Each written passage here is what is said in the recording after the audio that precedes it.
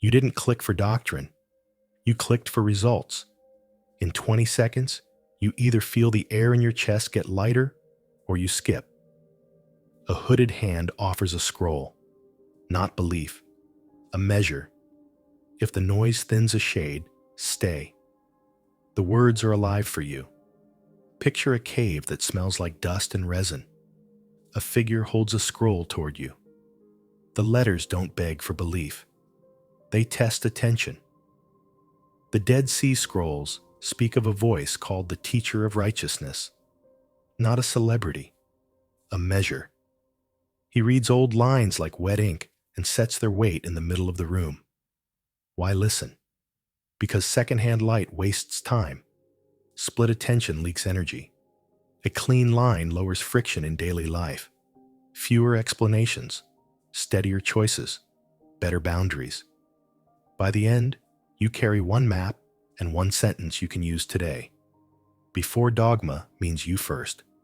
Your room first. Your breath first.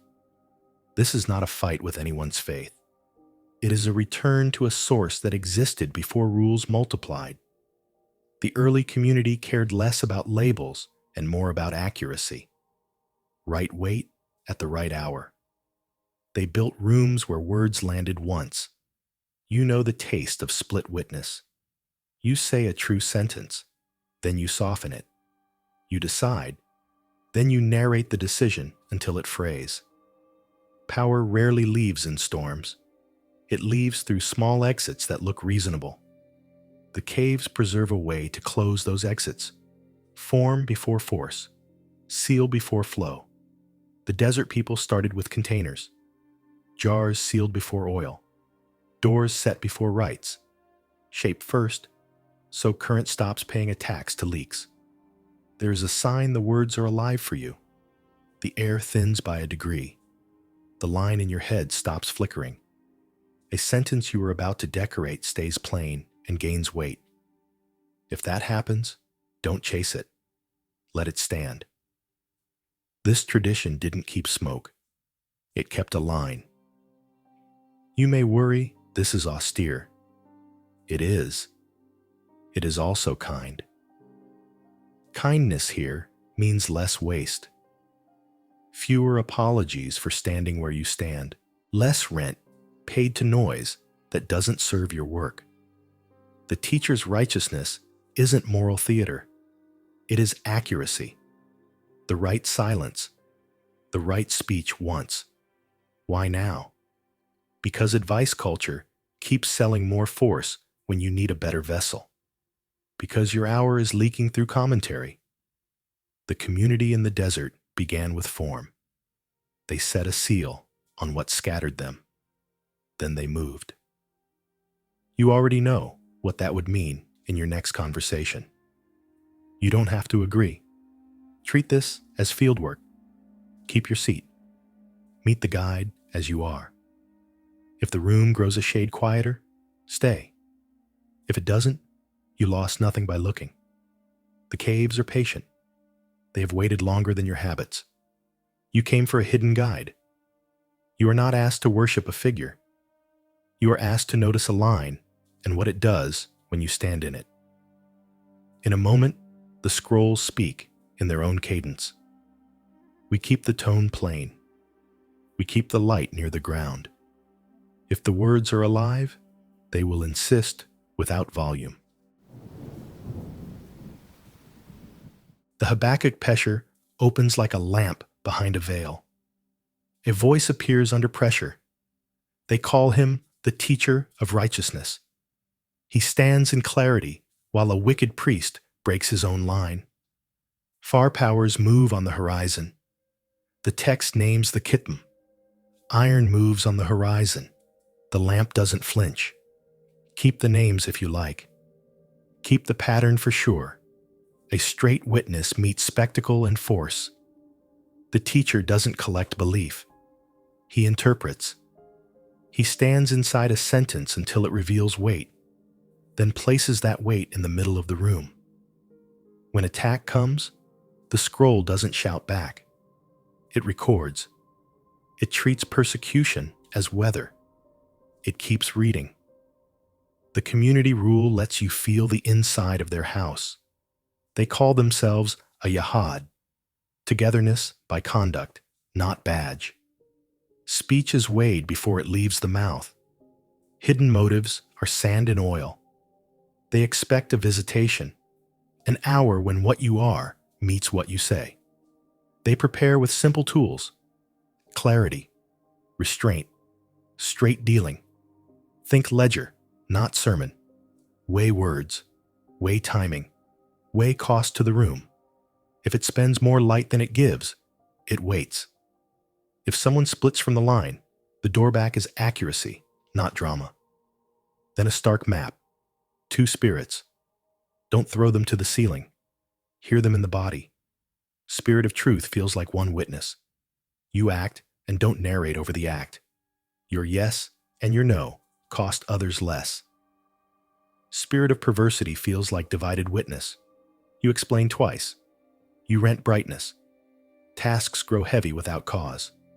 The scrolls present this as diagnostics, not theater.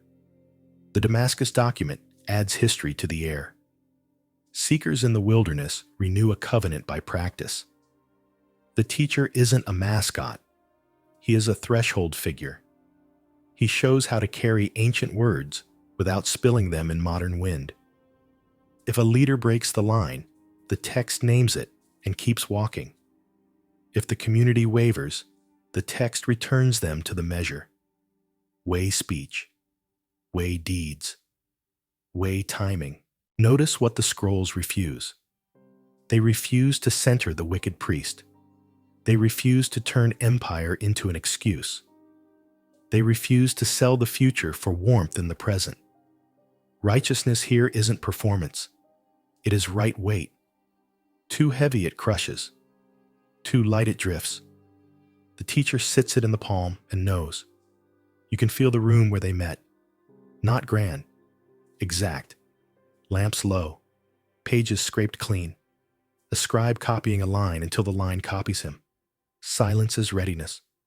When they speak, words have passed through a sieve. The rule warns against piling force on force.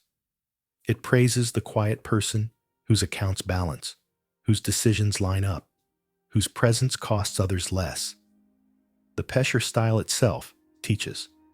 It quotes a prophet and then says, the interpretation concerns this. It refuses to leave meaning in the abstract. It refuses to drown you in detail. 1 foot in text, 1 foot in the hour. Weight shared. The teacher stands on that bridge and invites you without push. Judgment. They expect it, not as cartoon fire, as an hour when the bill arrives. They call it visitation because truth visits claims, reality visits costume. They prepare by simplifying. Fewer exits. No rented brightness. They keep their storehouses literal and their inner storehouse unleaking. When trouble comes, they spend less light proving what is already true. Discipline is present. Don't confuse it with cruelty. Penalties measure. If speech wasted the room, restore the room. If an act broke the line, repair the line. If judgment was hasty, sit longer next time. The point isn't shame. The point is keeping the lamp on in wind. Thread the 3 witnesses. An early line survived in caves because it could stand without stage lights. A teacher put weight back into words.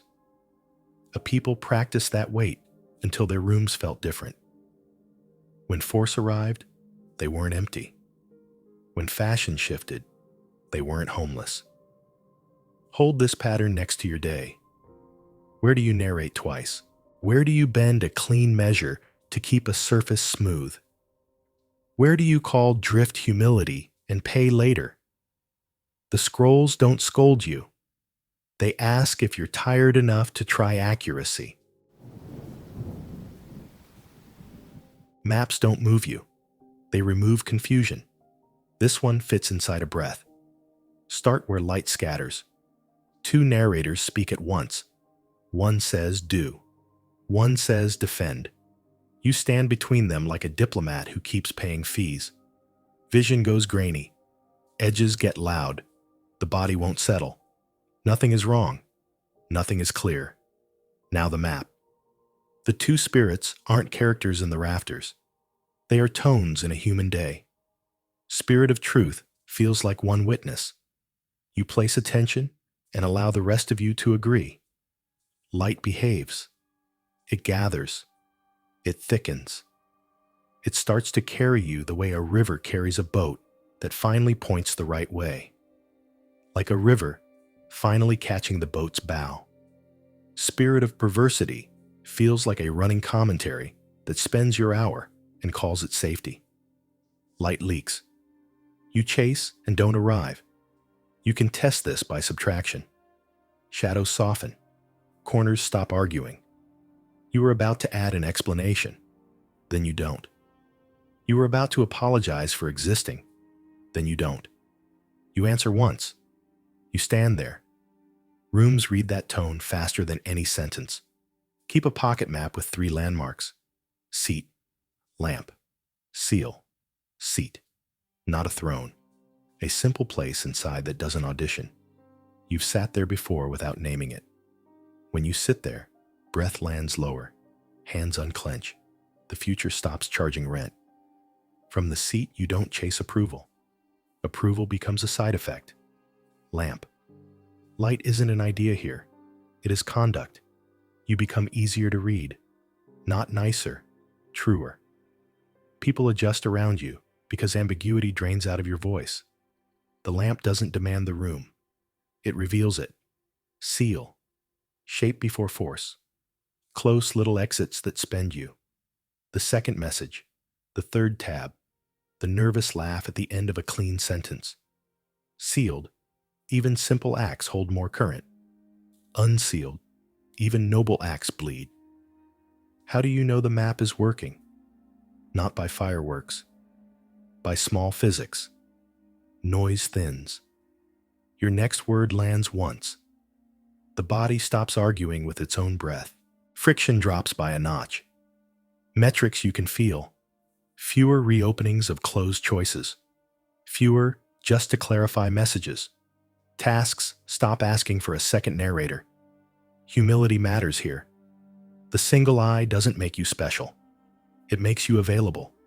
To truth, to service, to authority that doesn't need volume. Authority here means the right to act without splitting. You inherit it when you stop renting yourself to every passing impulse. Hold the map lightly.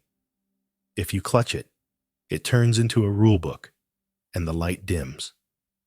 If you dismiss it, the day returns to static and fees.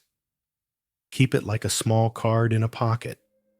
Seat, lamp, seal. Touch it when you forget. Forget it when you remember. The real test is ordinary. A screen, a meeting, a kitchen. You feel the pull to soften a clean line. 2 narrators tug the same mouth. This is the split the scrolls diagnose.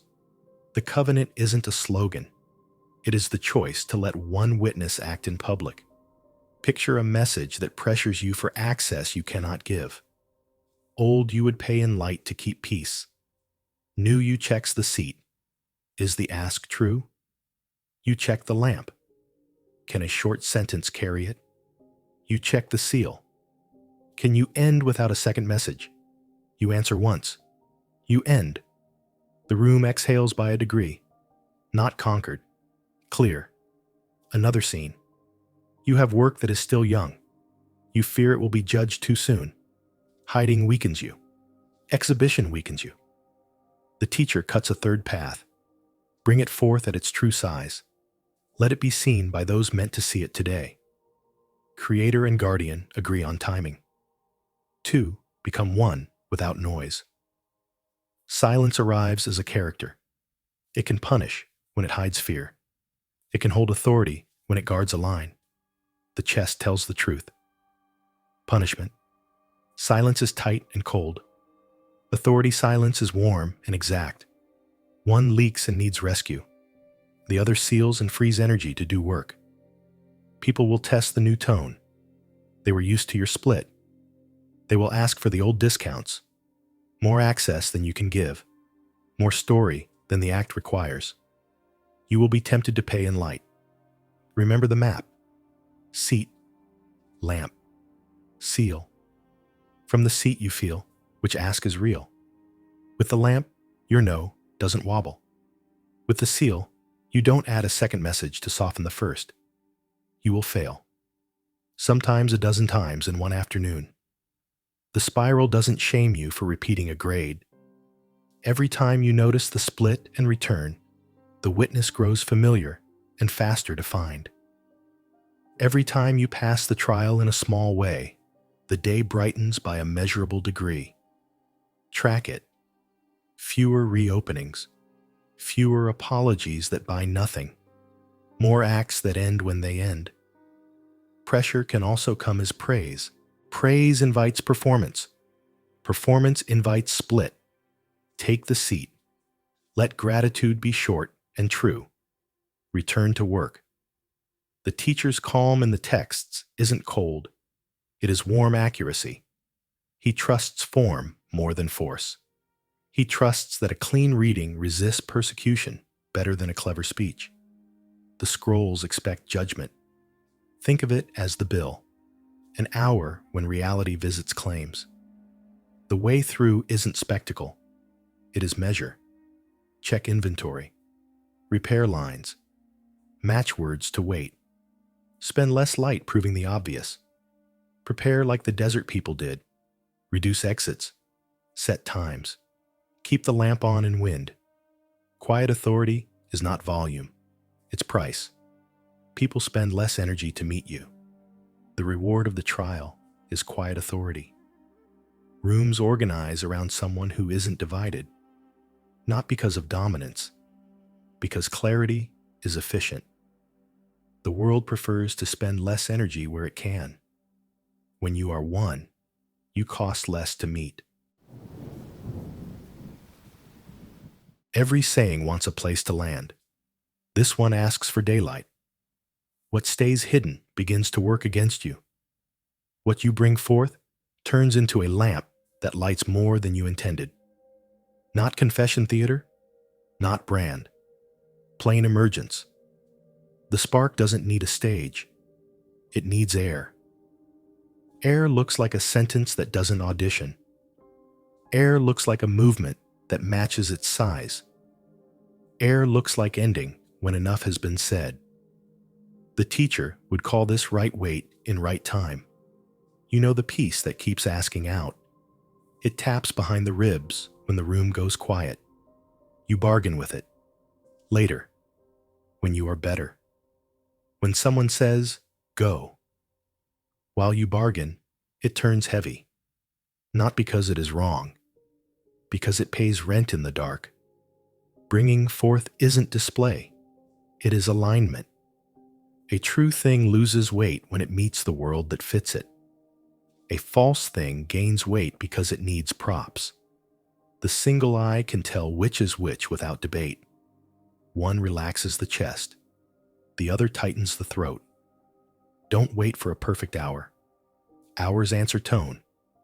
You set tone by standing in one witness and letting the act carry its own light. Small is correct. Small is fast. Small survives weather. Start with one clean sentence. One unsplit yes. One unsplit no. Let the act end. No commentary walking behind it. 1 inch today beats a mile of promise. Measure by friction dropping, not by applause. Watch for fewer apologies. Watch for fewer reopenings of closed choices. Watch for a body that stops arguing with its own breath. Watch for rooms that answer instead of resist. These are numbers you can feel. Call it service, not depletion, accurate use of light. A steady tone turns into steadier work, steadier words, steadier rest. People near you begin to regulate by contact instead of demand. This is how a private spark becomes public medicine without spectacle. When the two become one, action and witness stop charging each other interest. The same life carries both. You don't need a new identity. You need fewer exits. Sealed, even modest gifts travel far. Unsealed, grand gestures drain you and disappear. If tomorrow you forget, don't punish the lapse. Touch the pocket card once, then act 1 inch. If you forget beyond that, return to the pocket map.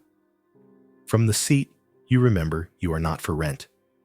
With the lamp, you become readable without effort. With the seal, you stop paying fees for extra explanations. Seat, lamp, seal. This is where the scrolls leave you. Not above life. Inside it, with less leak and more light. Not chosen over others. Chosen by clarity. You aren't waiting for a kingdom to drop from the sky or rise from the sea. You are discovering that it answers from where you stand when you stop splitting. In the next hour, the world will offer you chances to hide and chances to reveal. If the room grows a shade quieter when you reveal, you match the hour. If the noise rises, step back without drama and listen again.